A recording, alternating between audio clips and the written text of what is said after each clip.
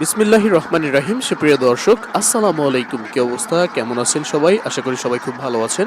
খামারির আস্থা ইউটিউব চ্যানেলে আপনাদের সবাইকে স্বাগতম।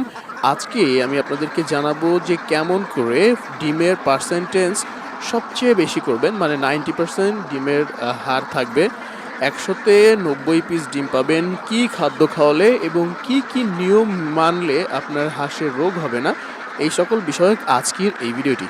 প্রথমত আমরা যে বিষয় নিয়ে কথা বলবো সেটা হচ্ছে যে ডিমের পার্সেন্টেজ সবচেয়ে বেশি থাকে কি করলে। এক, আপনাকে শামুক খাওয়াতে হবে। দ্বিতীয়ত, শামুক যদি না থাকে সেক্ষেত্রে আপনাকে খাওয়াতে হবে হলো যে ফিটের সাথে ধান মিশিয়ে খাওয়াতে হবে হাঁসকে। ফিটের সংখ্যা অল্প থাকতে হবে এবং ধানের সংখ্যা বেশি থাকতে হবে। শুধু ধান দেওয়া যাবে না, শুধু ধান দিলে হাঁসের মুখে ঘা হবে। তা মানে হাঁসের মুখে যদি ঘা হয় সেক্ষেত্রে হাঁস রোগাক্রান্ত হয়ে যাবে, এবং এর জন্যই হাঁসের বডির স্ট্রাকচার যেন ঠিকঠাক থাকে, শরীরটা যেন সুস্থ থাকে, এর জন্য ধানের সাথে কিছুটা ফিট মিশাল করে দিতে হবে।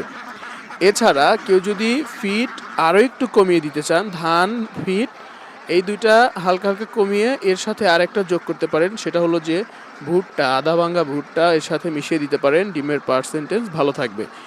এবার আসি আমরা দ্বিতীয় টপিকে, সেটা হলো যে হাঁসের খামারে আসলে কেন রোগ হয়। যারা নতুন উদ্যোক্তা বা নতুন খামারি, এরা কিন্তু জানে না যে হাঁসের খামারে আসলে রোগ কি রোগ হয়ে থাকে।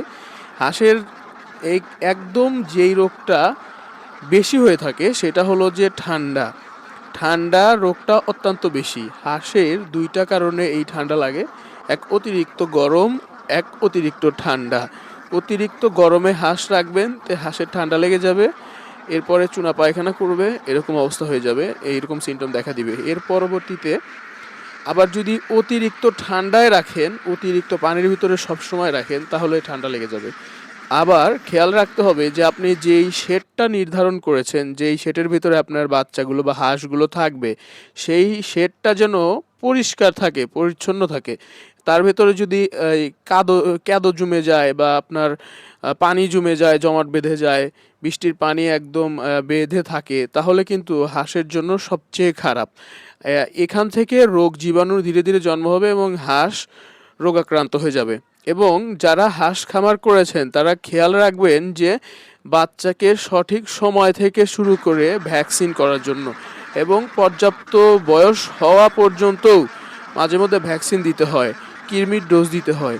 এই সংক্রান্ত তথ্য যারা জানতে চান, এই রিলেটেড যারা ভিডিও পেতে চান, তারা অবশ্যই খামারির আস্থা ইউটিউব চ্যানেলে অবশ্যই সাবস্ক্রাইব করে রাখবেন, আমাদের সাথে থাকবেন। আমরা নিত্যদিন খামারিদের ভালো মন্দ, আয় ব্যয়, লাভ লস এগুলো নিয়েই ভিডিও দিয়ে থাকি।